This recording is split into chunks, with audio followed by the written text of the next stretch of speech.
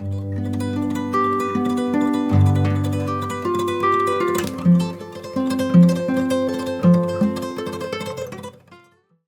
you, Anna, for that welcome, and thank you all for coming. This place has been such an important home for me, intellectually, socially, environmentally, and so it's so great to see so many familiar faces, and also some new faces, and I've really enjoyed the events here, and although don't tell anyone, I really enjoy the Kate Hamburger Center, but RCC is really my home, so thank you so much for hosting me. I want to express my gratitude to Anna and Hannah for doing so much labor this week in terms of bringing Amitav Ghosh to Munich, and for inviting me to comment. I actually wrote out my ideas because sometimes it's more intimidating to present in front of people you care about than it is to an anonymous audience, so I have a little bit more of a prepared script. And I also want to thank Amitav, who obviously is traveling to get the Erasmus Award right now, but for being such a major inspiration to so many of us. And I'll outline a bit of the importance of the RCC and the kind of intellectual community that's here, and the way in which it's actually shaped a lot of us working. My training is in post-colonial literary studies, but we've had many interdisciplinary conversations here in the RCC Center, and it's resulted in a number of books, one of which I heard is missing, so Katie Ritson wants to know where who's got this copy. So to say that these are the actual products, of the conversation that we've had here. And I want to also dedicate this talk and these reflections to Anthony Kerrigan, who is a dear friend of the RCC, was a fellow here, and a dear friend of ours, and also my co-editor for this particular volume in general, and whose work is really quite prescient. So in the spirit of de-universalizing and rendering abstract space into practice place, as Amitav discussed last night, I want to acknowledge the way the RCC has been a major hub for those of us working on ecology and empire, and how the fellowships, the workshops, the social gatherings, the Christmas parties, have been integral to shaping critical questions and approaches to this rather baggy academic and social project that we call the environmental humanities. I want to start out with a bit of an intellectual history as it relates to this embodied space, before moving on to the questions of militarism and scale that are my larger focus in Amitav Ghosh's work. I won't get into the oceanic, but you feel free to let off the foghorn if I go over time. So in October 2012, the RCC supported a workshop I coordinated with Anthony Kerrigan and Jill Ditter called Imperialism, Narrative, and the Environment. Do I have a slide for this? Yeah, you can keep. Okay, it's on the RCC website, and has a really beautiful write-up from Hannah, so there's all kinds of information about the workshop. So at the time, literary critics either focused on the human as it was represented as a subject of empire, which is to say those of us working in African studies, South Asian studies, Caribbean studies, Pacific studies, etc., or they focused on nature writing by white American, generally male authors in ways that were not connected to the history of settler colonialism. There was, in all honesty, there still is, a resistance to configuring the human as simultaneously a subject of ecology and of empire and literary studies. About 12 years ago, there was a critical moment in academia, inspired in large part by The Hungry Tide, because this particular novel brought together complex discourses of environmentalism, stewardship, empire, class, gender, and multi-species perspectives in ways that insisted on a comparative, transnational, and intellectual engagement. That novel opened a portal in humanities scholarship. Out of this moment, there was a flurry of engagement with post-colonial approaches to the environment that resulted in a series of books published engaging post-colonial ecologies, including this edited volume that we put together, a group of us who were here at the RCC, and this is with George Henley, as well as volumes that came out by Rob Nixon. You probably know his work on slow violence, Graham Huggin and Helen Tiffin, who came out with Green Postcolonialism, Byron Kaminaro, who came out with work on African postcolonialism. And these all were published around 2010 and 2011. It was a whole kind of flurry of activity around this. The questions that we were engaging, how to represent multi-species others, as well as violence against colonial subjects and the environment, and how to trace out the overlapping histories of colonialism, post-colonial state violence, and neoliberalism were also critical questions that structured the novel The Hungry Tide. By extension, that became a novel that allowed us to talk across the disciplines from South Asian anthropology to environmental history to post-colonial literary studies. Some of these scholars had been fellows here at the RCC, and so when we returned in 2012, this was David Arnold, Ilan Kelman, Jorge Marcone, Sheree Deckard, Meenakshi Sharma, and Lisa Pattavasini-Giebert, and others. We had a shared series of questions and a shared text, which is to say The Hungry Tide became our kind of lingua franca. While sitting in the RCC conference room over 3 days of intensive workshops, we determined that the work we were doing should be called the environmental humanities, an interdisciplinary term that none of us had been using to describe our fields before we came to Munich. So Global Ecologies and Environmental Humanities, Postcolonial Approaches, was published in Routledge in 2015. That was the result of this workshop. Our thematic concerns in that volume were the politics of the earth, disaster, vulnerability, and resilience, postcolonial ecologies and environmental justice, militarism, and climate change and the Anthropocene. These were also through lines that we were finding in Amitav's novel at the time. His subsequent works, The Great Derangement, The Nutmeg's Curse, and Gun Island, have all helped us think through the role of narrative in the process of environmental storytelling, whether it's a novel, folk story, song, or nonfiction prose. So let me move on to part 2. So one of the forces hidden in plain sight, even in postcolonial studies, is militarism. As a postcolonial scholar concerned with representations of militarism and climate change, I've been grappling with multi-scalar complexities, examining the disjunctive relationship between weather and climate, the island and the world, and the local for the global. Amitav's work, again, has been at the forefront of representing the epic in the quotidian and has important implications in terms of thinking out how we can bring together the everyday lives of people writ large and their multi-species companions, such as crabs, shipworms, and other kinds of creatures that are particularly non-charismatic. So his work has been thinking about how to write those stories in relationship to the attention-seeking, grandiose, and violent narratives of masculinist empires, from the British Raj to, as we heard last night, Elon Musk. So those of us attached to the RCC are engaged in grappling with environmental narratives and histories. One of the most prescient histories of climate change, to my mind, is that the baseline for measuring carbon in the atmosphere was catalyzed by the anti-nuclear activism that demanded a stop to the hydrogen weapons tests, 67 in all, that were detonated in the Marshall Islands by the US. This is a story of both Cold War militarism, but also its global resistance. By 1954, soils, fish, and all mammals on the planet, including us, were carrying man-made radionuclides in their bodies in the form of cesium, strontium, and iodine from Antarctica to the Arctic. Much has been written about this, how that sense of connectedness, both through global radiation, but also its resistance to nuclear annihilation, created a discourse of a shared and also finite planet. The doomsday clock, that countdown to a nuclear midnight by the Bulletin of Atomic Scientists, has also become the ticking clock of climate change, extinction, and militarism. It is now, I checked it last night because I was not sure how close we are, since January 2024, it's been set at 90 seconds to midnight, the closest it has ever been to what they call global catastrophe. So in the wake of a right-wing, extractivist, anti-immigration, and misogynist turn in elections across the globe, I think many of us are feeling that anxiety of global catastrophe, at least in terms of our social and ecological relations, and certainly in relationship to the genocide in Gaza. As a scholar, I wonder how this current moment might help us unpack, i.e. those of us situated in the global north, the inextricability with global militarism, and how we might conceive of this moment in relationship to narrative, aesthetics, and form.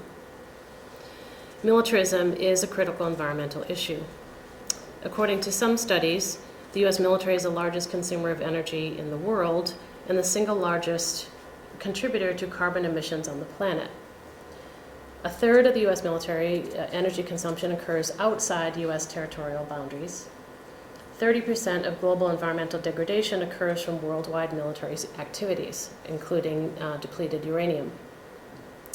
The Pentagon is the single largest consumer of petroleum in the world and the largest single polluter of any single agency or organization on the planet.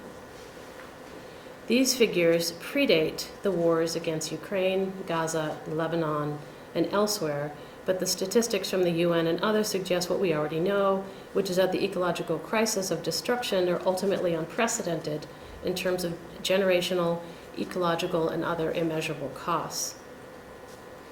Over 25 years ago, Amitav raised the question as to why, since the micro and macro scale of our nation's environments and bodies are undergirded by the oil industry and the plastics that circulate in them, why there was so little of a literary genre he called petrofiction. Scholars have responded to this provocation, as well as his more recent works, to question the unrepresentability of climate change in the so-called literary novel, in ways that recognize what he has described as, quote, the uncanny intimacy of our relationship with the non-human. And I know that the Gun Island is actually a way of kind of trying to bring out those two scales together. These are questions that draw our attention to small-scale systems of knowledge, precognition, the uncanny, and how ancient, oral, and indigenous stories might shape and anticipate the possibilities of our present. If I can pull a thread from Gun Island. Tarak Bakawi has argued that we need to rethink the way in which Western historicism has universalized a periodization of great wars, countered by pockets of peace, and to rethink the history of empire and relationship to wars, both great and small, particularly in terms of quotidian violence. As such, he builds upon Dipesh Chakrabarty's call to provincialize the Eurocentrism that constitutes the discourse of war. Amitav has argued in Nutmeg's Curse that militarism predates capitalism. I'm curious at the aesthetic and formal level how the decolonization of war might help us unpack some elements of Gun Island. So let me move into just a quick close reading. As the novel explains, the word bunduk, meaning gun in Bangla, becomes a portal in the novel, uncovering oral histories of the gun merchant, leading the reader both forward and backwards in time to the 17th century merchant of Venice, who resides, but also resided, because there's this temporal slippage throughout the novel, on an island within an island, which is the Jewish ghetto in Venice. And as the novel explains, the Italian word ghetto is thought to derive from foundry, hence Gun Island, the title. The title of the novel hides militarism in plain sight. But the quotidian militarism of trade is disrupted in an important scene in which the uncanny redirects the narrative. In that scene, the gun merchant seeks to escape the clutches of the deity Manasa Devi and has himself locked up in the most secure place he can imagine, which is an iron room where guns are kept in Venice. But even this center of city-state militarism is occupied by a poisonous spider, whose encounter catalyzes the gun merchant to realize the permeability of both space and time. This merger of the human and the non-human in a very uncomfortable way, I should imagine, explain, is a way of bringing him to a reconciliation that then catalyzes his return to the Sundarbans, right? So the spider itself then directs the narrative arc. So there's much to say about how stories become active portals here and how they animate what Western logic would determine as inactive matter. But I want to conclude with reference to the aesthetic and formal questions raised in The Great Derangement. In that work, Amitav argues compellingly about the episodic violence of the forever wars and the biopolitical war of the rich against the poor that constitutes climate change. Last night, he spoke poignantly of this war by the cognitive elite and focused on the palpable dangers of the apocalyptic imaginary of the neoliberal tech bros in their paranoid bunkers. I wondered how Amitav's character Nalima from The Hungry Tide, who's somewhat of a crypto protagonist, who painstakingly builds a community co-op in the Sundarbans that supports displaced women, might dismiss the grandiose masculine scale that Musk and others try to claim. Her co-op, like the crabs that build the banks of the Sundarbans, makes life possible through unrecognized, feminized, and quotidian acts of care and of labor.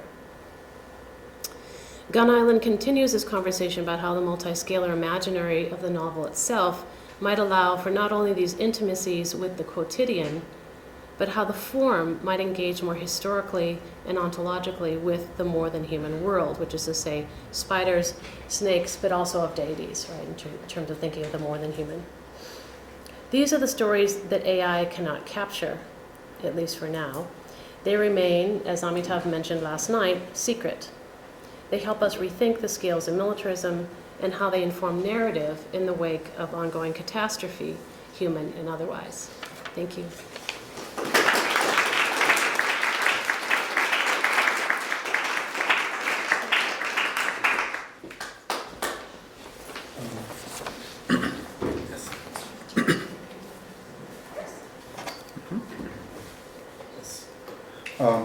Thank you everyone for being here, and Anna and Hannah for all the work that you put in, and also for the invitation, and also Liz for the talk and the preface. I would take this opportunity to tell a story. The story starts in autumn of 1939. Guangzhou, romanized as Canton, located on the Pearl River Delta, was a major port terminus, the only port open to foreign commerce in China. All foreign trade coming into China was confined into Canton, and the foreign traders lived in their factories. The tensions in the foreign enclaves in Canton has been rising ever since the appointment of a new commissioner, Lin Zezhu, with an express purpose to put an end to the illegal smuggling of opium. The lion's share of this smuggling was done by the East India Company.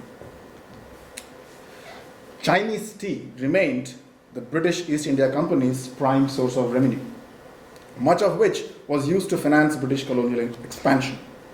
The importation of tea for centuries remained a monopoly of the East India Company. The problem was that Britain had nothing much to sell to China. Chinese were not interested in Western goods, had no interest, not much, and no need for Western goods. This meant company always faced a balance of trade problem.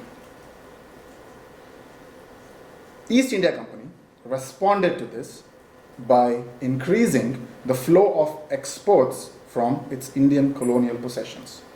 One of the commodities was cotton, and the other was opium. It was not the British government, this is a crucial fact to remember, that began seizing large chunks of India in the mid-18th century, but a dangerously unregulated private company headquartered in London with an office with 5 windows. Its private army had expanded to more than 200,000 men by the beginning of 19th century, most of whom were recruited in the Indian hinterlands. But these hinterlands were also the main opium growing regions in India, and this proved crucial for the fortunes of the company. The company instituted a system of surveillance, an atmosphere of terror, to force the farmers and the peasants to grow more and more opium. The opium that was grown was then processed in Ghazipur and Patna factories in Bihar and in contemporary Uttar Pradesh, loaded onto heavily guarded fleets, and then sent to Calcutta, and then onto Canton, Guangzhou, where the drug would be sold to Chinese smugglers. This so-called triangular trade, on which the fortunes of British Empire were built, was one in which the Indian opium, grown by Indian farmers, was then exchanged for Chinese tea, and then on the bills of British banks. This was founded entirely on the smuggling that was carried out in open defiance of Chinese laws. The increasing inflow of opium, of course, had a debilitating effect on Chinese society. The Chinese emperor tried repeatedly to prohibit opium trade and crack down on traffickers. And in 1839, the emperor sent Commissioner Lin to Guangzhou for this precise purpose, with a special powers to bring opium trade and opium smuggling to an end. He ordered an immediate cease of opium trade, demanded the foreign merchants surrender all of their stocks of opium. More than 1 million kilograms of opium was seized and destroyed. In Britain, the opium merchants and the members of parliament, most of whom were shareholders in East India Company, lobbied the government for war. They argued that the China's actions violated the exalted principles of free trade. The destructions of merchants' properties and their losses was for the British government the casus belli for war. The Royal Navy launched its attack on China in the autumn of 1840 under the Foreign Secretary Lord Palmerston, initiating what is now called the First Opium War. The coal-powered steamers that sailed into the Chinese waters gave the British an immense advantage over the Chinese fleet. This act of fossil-fueled war-making by the British Empire in the interests of drug traffickers and opium traders was cloaked under the principles of protecting capitalism and free trade. These principles were taken as natural form of quasi-divine laws. This fossil-fueled war-making marked the beginning of an era that still casts its long shadow on our contemporary geopolitical and the many planetary crises that we face today. Not only did the Western colonizers succeed in using opium to extract incalculable wealth from Asians, but are also very successful in obscuring their own role in the trade that by claiming that it had existed from times immemorial, and also because non-white people were naturally prone to addiction and depravity. As the steamers were sailing into the Pearl River Delta in the same autumn of 1840, Royal Navy steamers were also deployed in another major war in the Eastern Mediterranean. On the shores of Palestine and Lebanon, Britain, under the very same Lord Palmerston, the Foreign Secretary, went to war against Muhammad Ali, the Pasha of Egypt. The Pasha was nominally under the Ottomans, a ruler in his own realm of a kind of Arab proto-empire. Ali, whose rise threatened the Ottoman Empire, whose stability was very strategic to the British Empire, had kind of started a process of industrialization, adopted a policy of import substitution, built his own cotton industries, a kind of largest of its kind outside of Europe. Ali would have none of Britain's free trade. Britain hated it. And no one hated it more than Lord Palmerston. He would at times blurt out, the best thing that Muhammad could do would be to destroy all of his manufactures and throw his machinery into the Nile. Again, Ali's refusal to accept free trade treaty that Britain had signed with the Ottomans was taken as a casus belli for war. Under the admiralty of Charles Napier, the most energetic champion of coal-powered steamships, and using coal in war-making, Britain started bombing Palestine and Lebanon. A fun fact, one of this very Admiral Charles Napier's cousins, another Lord Napier, was the chief superintendent of trade at Canton, protecting the interests of opium smugglers and advocating for war against the Chinese. Akka, a Palestinian town that had held for half a year against Napoleon in 1799, was where the decisive battle stood. The steamers started pounding Akka, a city with a thriving civilian population, and then joined by other sail ships. In a matter of hours, the city was reduced to rubble. Napier, writing in his official account, admits that nothing could be more shocking than to see the miserable wretches, the sick and the wounded in all parts of this devoted town, which was completely pulverized. A few weeks before Akka, Beirut was bombed. When we see these paintings, although they happened in mid-19th century, it is hard not to think about what's happening today in Palestine and Lebanon. And how, in a sense, history keeps repeating itself. To make sure that the retreating forces of Pasha were not left with any food and war supplies, in January 1841, British-led forces briefly occupied Gaza, which was en route to Alexandria. This is a map produced by the Royal Engineers of Gaza during this brief occupation in 1841, and as we all know, not much of this urban fabric remains today. That's the story. What I want to now use this last a minute is to raise some questions. What contemporary relevance does this story have? I would invite some reflections on this from you. The flag under which the empire was sailing may no longer be the Union Jack, but the structures of Western imperialism and colonialism remain, held mostly by fossil-fueled war making, and continues to pull us deeper and deeper into the many planetary crises that threaten to collapse the ways of living in the imperial core. Thank you.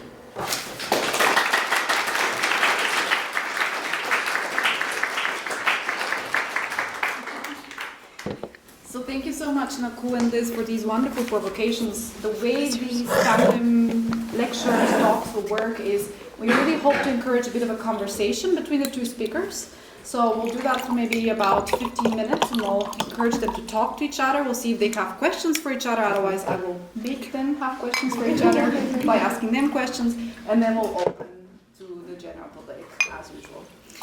So, how do you feel? Do you feel ready? Would you have any burning questions, or should I start us off? Do you have one that you have I prepared? have one that I I'm want to very start curious. us off with. Okay. So, this week, in many ways, has been about stories and the way that they work and the way that they come up again and again, and there's a certain continuity with them that sometimes may be flawed, sometimes may be good.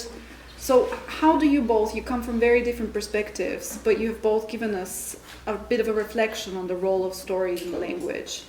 So how do you think that reflects, having heard the other one? What is the role of stories? What kind of continuities do they create? How do we get into that continuity? How do we change the stories that are being told? Okay.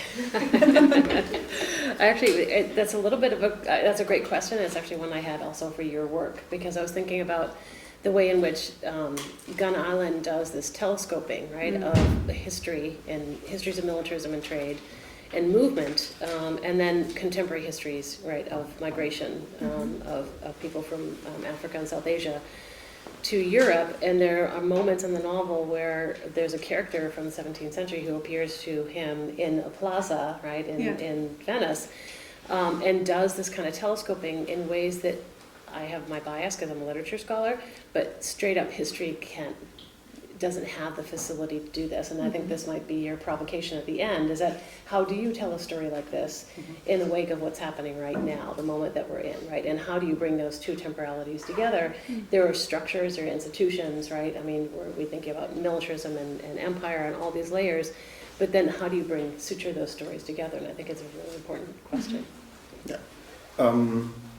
I've started by saying I'm going to tell a story. Yeah, exactly. And so in that sense, I think it's a very important question. And the way I would think about this, and also in a sense resonates with what Amitav mentioned in the workshop more clearly, more specifically, was that the way storytelling, the kind of storytelling that appeals is the one that sets aside discursive language. And I think because discursive ways, as important as they are to understand, to analyze, perhaps makes stories less moving. And how do we tell moving stories? How do we tell stories that also are, in a sense, counter-narrative to dominant ways of being? I think is super essential, and it's even urgent and necessary, particularly in the contemporary context. And it's interesting he chose discursive language for last night's talk, right? Which is quite interesting. Whereas the kind of work that his novels do are actually, I think there's a line in, I think it's in Calcutta Chromosome that says, you always should be looking for the character who seems to be in the background, right? And I think that's the discursive narrative, the way in which we tell history, right? Nonfiction prose does a certain kind of telescoping of here's where, narrative should be focused. But it's much harder to show where the margins are of that narrative, right, in that process. Whereas in the novel, you have an ability to have all these background characters, right, that actually are telling other stories. This is why I wanted to turn to Nalima, and it would have been a question if we had had more time last night, is to think through, okay, there's this scale, and once you get at that particular scale, what are all those other stories that are not able to get into that narrative, right, and how do you encompass them? Yeah, and I think very much in the same line also is, I think always who tells the story is such a crucial element of storytelling, and also whose story is told, but it's whose voices are made salient. And in the same vein, I was also fascinated in the workshop particularly by what is it that stories can't do, like what are the limitations of storytelling. And I can think of, particularly when it comes to change, which can maybe only be brought about collective action. There is a seeming gap between stories that are being told and the ability of stories to move people to build collective actions. So I think that's, maybe to my understanding, where the boundaries of storytelling lies. Where can stories really move people to actually perform collective actions necessary for change? And if they can, then how can those stories be better told?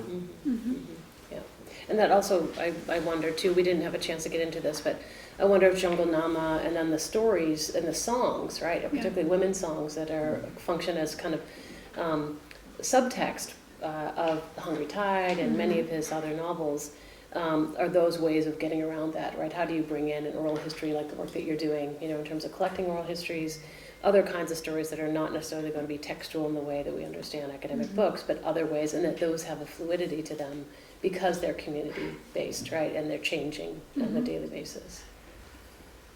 You're touching on something that I also wanted to ask about, which is the agencies that are involved in creating stories. Because, of course, we have a lot of stories that are dominated from a particular perspective, from a particular point of view. And something that I think Amitav's work brings out very nicely is these other agencies that generate stories, the marginal character. But also I was thinking, as you were presenting, about something he was saying about the agency of the poppy. The way that the poppy has outwitted, I think he said this, every attempt of humanity to control it. But in you telling that story, the poppy's agency in and of itself is perhaps more marginal. We think more of the agency of the East Indian Company.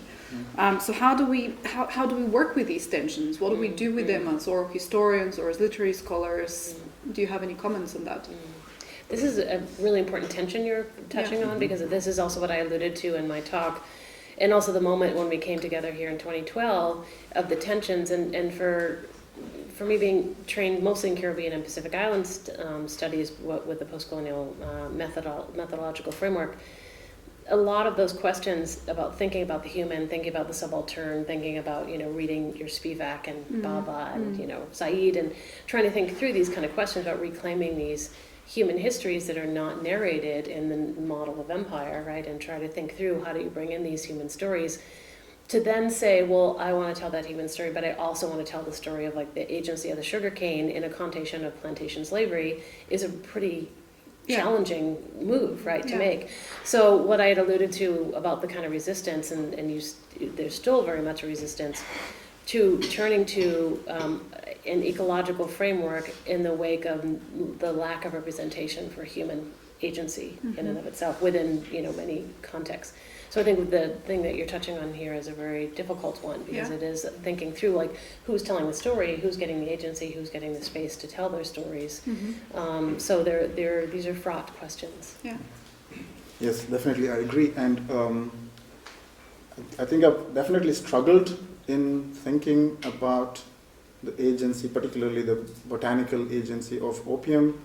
And it reminds me also of, I think I heard Amitav mention in one of the interviews, it's on YouTube, where how almost he gave up writing the book that came out recently, Smoke and Ashes, because he felt completely, in a sense, trapped. And this may be, to me, also gestures towards this tension. Maybe perhaps an inherent limitation that we have about storytelling, because I don't know, storytelling in the way that I guess is done is a human enterprise, but also, yeah, how can even botanical agency be incorporated into these stories when I think the stories that are either like salient or perhaps are even in a sense morally necessary are stories about power imbalances, are about geopolitics, etc. But this is not to say that the agency of the more than human, non-human always needs to remain marginalized. Like it's not a thing. That's not at all the case. It's I think this is still a struggle, but if anyone can do it, as Amitav Ghosh says, it's the storytellers. Right. Because economists are not going to do it, scientists are not going to do it. Yes, definitely not tech bros are going to do it. No. They're telling very different stories, as we heard last night. Yeah, but also, to me, it's also a question about method, right? Methodology, and I think for those of us who are working through, I mean, my field, its methods have changed so radically in the 30 years or so that I've been in it. So to think through the multi-species turn, which came from a lot of anthropology, but it's really reflecting a lot of reshifting ideas and approaches and literary studies. So I think there are ways that, in some ways, to kind of think through the embeddedness of ecology and in terms of understanding the human as part of ecology is also another way to do it. So to think through telling the story of the olive tree in Gaza, right, itself would lend to histories of violence and settler colonialism, but it would also lend to other questions about agency and food supplies and history and genealogies and all that, right? So it kind of may be a portal, and I use that term because I love it from Amitav's work. There's always portals, right? So you think you're in one area, and then suddenly something opens, and then there's a whole other world right there. So I think part of it is also our methods, is to think through what are the methods, what are the stories that we're missing, right? And so, for instance, over at the Kate Humberger Center, we're having conversations about looking at, for instance, soy plantations. Today we did, there was a presentation on thinking through the plantation complex, but part of the conversation was that once you start using the plantation as model, what are the stories, what about the provision grounds, what about the margins, right? I mean, you go to Allison's work, like what are the stories on the margins, the ecologies on the margins? Or in Caribbean studies, the work is, the plantation complex was actually supported by the labor of Africans and provision grounds, growing yams and sweet potatoes and callaloo and all the food stuff, right, of those models. So the question is, how then is the model we're using? Kamal Brathwaite and Wilson Harris have both kind of done this critique about models, thinking about plantation models, as helpful as they are, if we want to think about the capital scene, a plantation scene, or whatever kind of terms we want to throw out there or reject.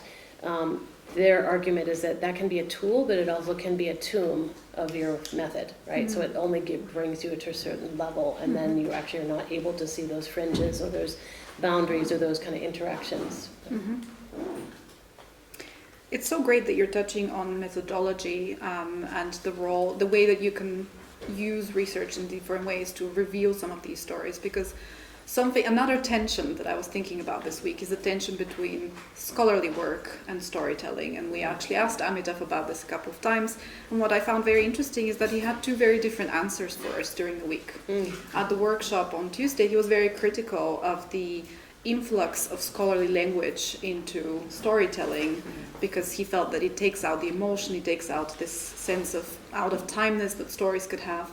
And at the same time, when we asked him about the different modes of thinking, historical and storytelling, he told us, actually they're mixed together. And when he's researching a story and creating a story, the research and the storytelling are all bound together. So you both as scholars also tell stories. And I feel all of us, when we do work and scholarly work, we are also at least inspired by stories. And they nevertheless feed into our research. So do you have any reflection on that tension between storytelling and researching?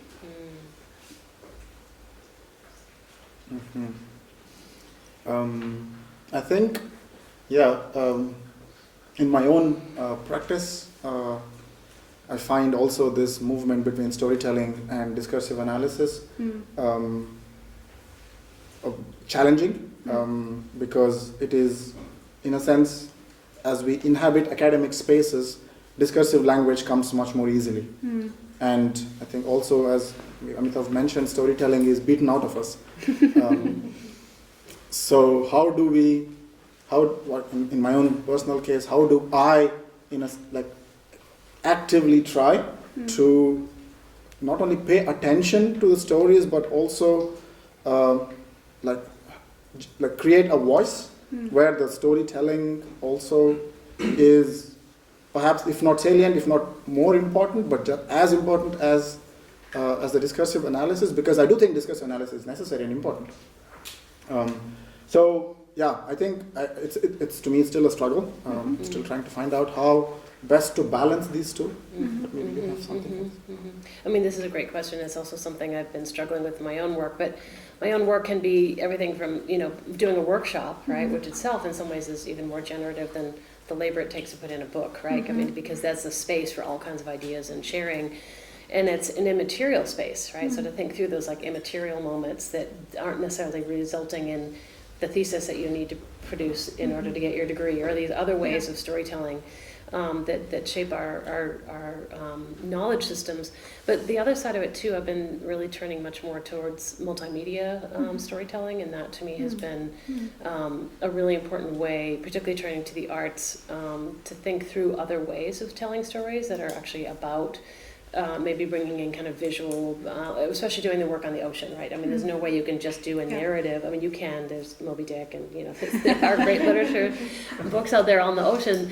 But the idea of kind of bringing in the kind of embodiment of the ocean, right? The kind of different ways in which you may experience, whether it's labor or the kind of sound of a ship as it's creaking, or any of the feeling of salts on your skin. I mean, there are all these layers, and I found that actually the visual arts and other kinds of multimedia arts are doing some of that kind of labor, and bringing out a broader way of telling different stories. And I think I would also like to think through, and with this question about stories and methods and discursive writing, also using the second term of today's discussion is politics, because stories are political. And maybe this is, my thinking is that, what discursive language at times tend to do is to obscure the politics. And how do we resist in a way where the discursive language does not obscure the politics is also a thing that I've tried to think about. And to sort of make the juxtaposition of storytelling and politics as clear as possible. Yeah, I think this is a very important point. But I think this is also a very good point to open up to the general audience.